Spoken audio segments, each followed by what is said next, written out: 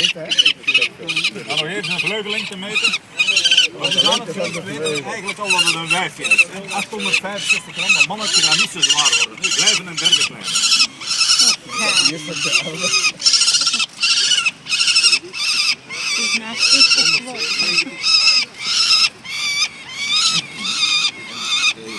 Maar ook, we gaan het bied doen naar de 4...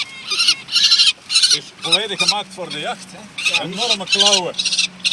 Waar ze dus echt een duif mee kunnen pakken en slaan. Hè. Een kromme bek met een speciale volkentand.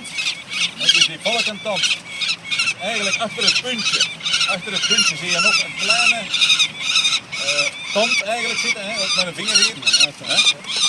En om aan die hoge snelheden toch nog lucht te krijgen, heeft ze precies in haar neus een bolletje zitten. Ja. Zodanig als ze tegen volle snelheid naar beneden gaat, dat ze toch nog lucht kan rijden. Anders zou dat dus niet lukken. Maar ik heb dus nog het bolletje in alsjeblieft. Ja.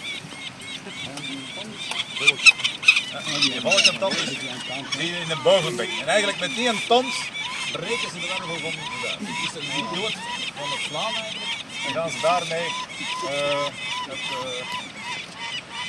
de prooi